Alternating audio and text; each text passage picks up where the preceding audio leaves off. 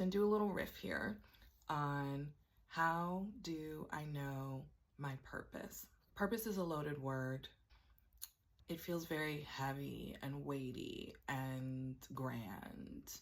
And for me anyway, there's a lot of pressure around purpose. It's like something you have to find and something you have to do, and it's your responsibility. And if you never know what your purpose is, have you really lived, and all of that, right?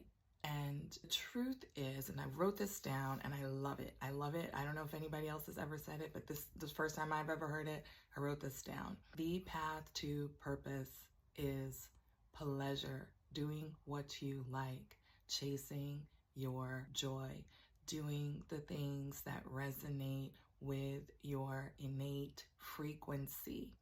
You were put here for a purpose, and that purpose is innate. That is why when you are doing it, it feels so good because it resonates with you. It matches who you are. The answer to what is my purpose, that answer lies inside of you, not outside of you. And so chase your joy. And if you see me looking over here, it's because I wrote some notes down and I want to refer back to it. One thing I know to be true is that the things that naturally bring you joy and energy are tied to your purpose. I'm going to say that again. The things that naturally bring you joy and energy are tied to your purpose.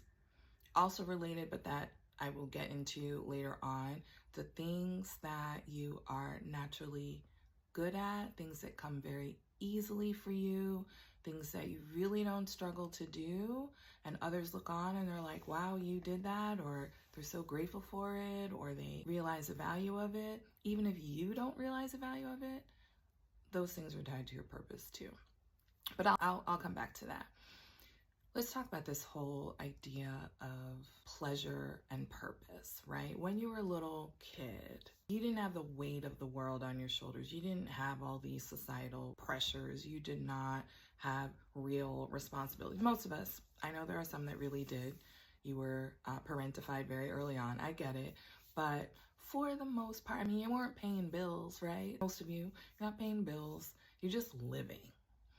And in that space, that time period, there are certain things that you chose to do, certain things that you really like to do, things that you naturally enjoy doing, and perhaps were even very good at it.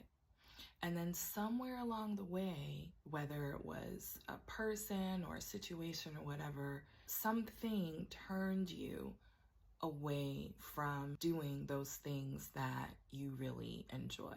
Maybe they told you you couldn't make money doing it.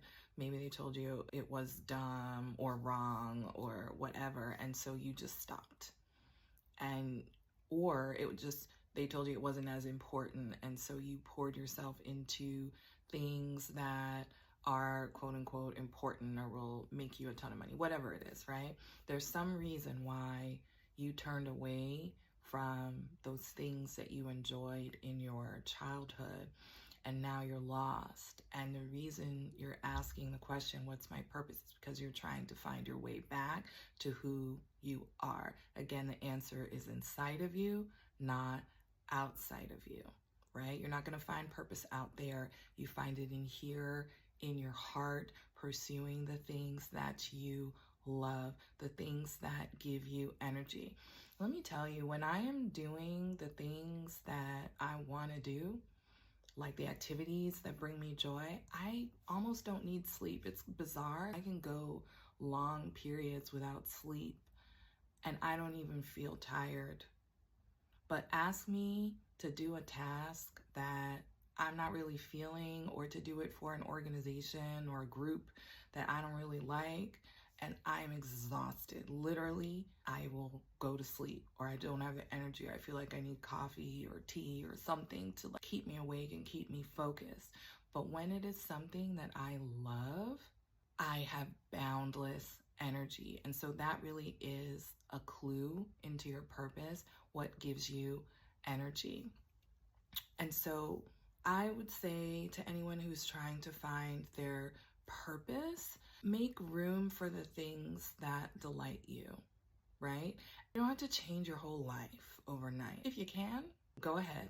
But most of us, again, we have responsibilities. So you don't have to change your whole life, but you can probably make more room in your life for the things that absolutely delight you.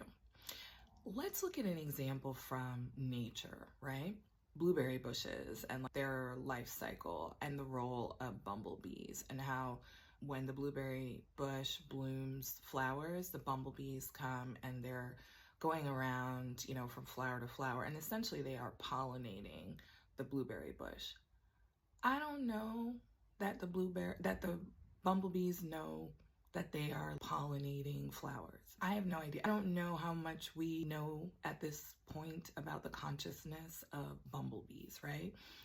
But what I do know is the bumblebee loves those flowers, loves them. If I even step close to the bush, they'll start buzzing around. Listen, I'm having some time with my flowers. Do not invade my space. Never mind that it's my blueberry bush, but whatever. Go ahead, do your thing. Bumblebees, right? But they just want to bury themselves in there and get all that pollen all over them. And then I'm assuming there's some nectar in there, something sweet that they like, because they are just all over that blueberry bush and those little blossoms on it. They're all over it all day. They are enjoying themselves. They are having a good time. They are tasting the sweetness of the nectar of the blooms, right?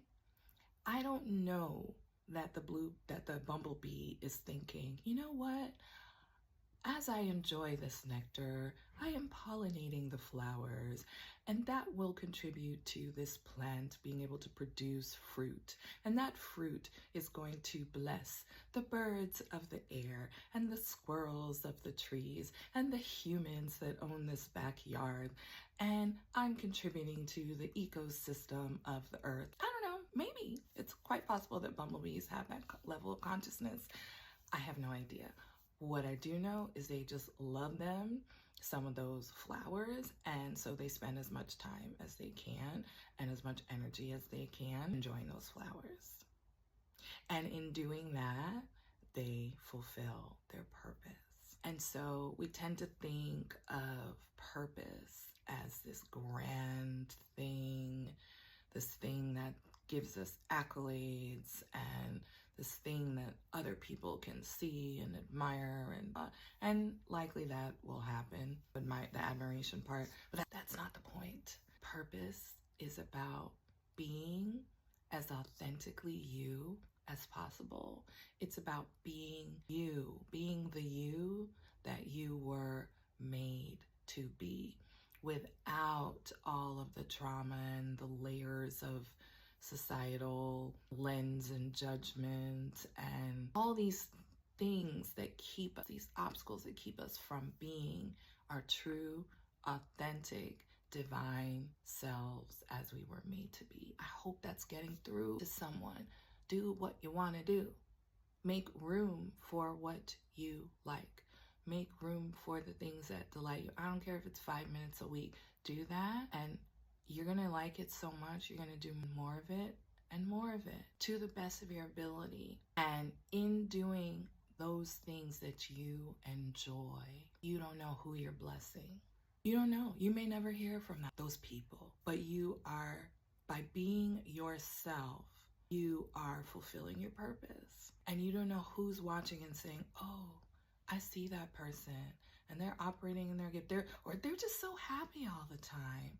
I want to be happy like that person. What can I do to make myself happy like that person? You don't even know how you being you is going to help somebody else be them. And in that way, if everyone was really being their true, authentic, divine selves, then we would be fulfilling the divine plan. You see how that works? If every piece does its piece, then the whole thing works together. So find that, whatever it is. It could be cooking in your kitchen. It could be gardening. It could be helping people when they're sick. It could be an encouraging word. I don't know what it is. I don't know what it is for you, but whatever delights you, that is what you pursue. That's what you make room for. That is what you give your energy to. And in doing so, you will find and fulfill your purpose. This is part one. I know, or this is one of the parts.